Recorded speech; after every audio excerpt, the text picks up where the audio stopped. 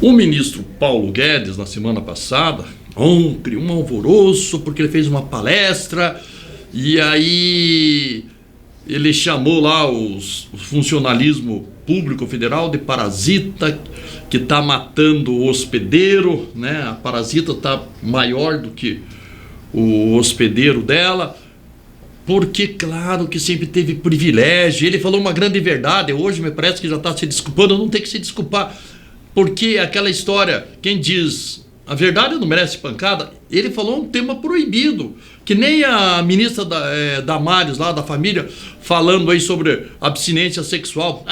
Que absurdo, que barabara. Mas ela está levantando uma discussão interessante por causa da gravidez, do índice de gravidez na adolescência.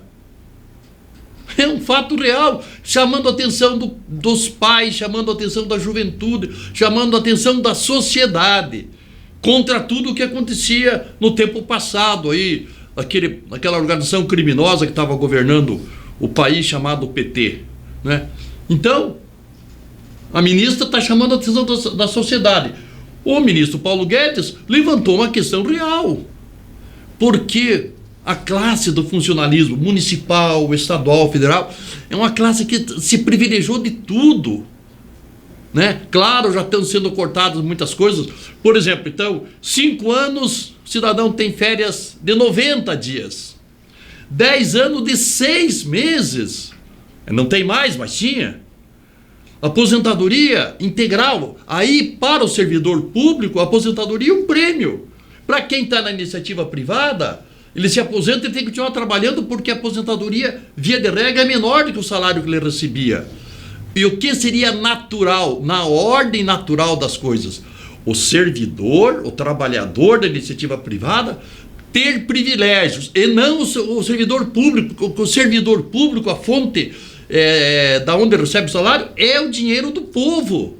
E na iniciativa privada é da empresa, que não deve satisfação para o público. Não, mas aqui é o contrário, né? Por quê? O servidor público trabalha com o vereador, trabalha com o prefeito, com o deputado estadual, com o governador, deputado federal, senador, presidente da República. Então, eles ficam falando ali no ouvido do legislador e do executivo. E aí criaram toda sorte de privilégio. Então o ministro está muito certo no que disse, porque, claro, criam reajustes, criam privilégios, não é nem benefício, privilégios, e tudo uma coisa odiosa, porque não é justo que o servidor público ele tenha um privilégio em relação ao trabalhador da iniciativa privada. A lei diz que todos são iguais. Como são todos iguais se o dinheiro do trabalhador daqui financia privilégio daquele que deve ser servidor público?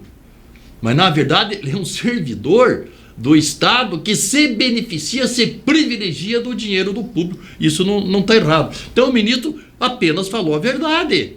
O país em dificuldade, daí existem reajustes obrigatórios.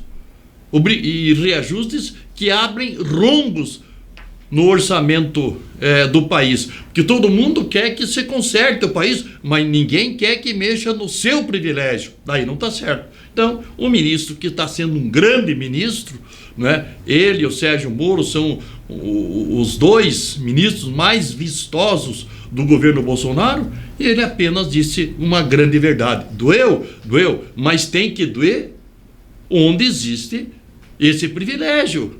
Não se viu nenhuma federação de indústria, do comércio protestando, não. Apenas categorias dos servidores, lógico que não querem perder os privilégios, só que o país não aguenta ficar sustentando o privilégio de funcionário público.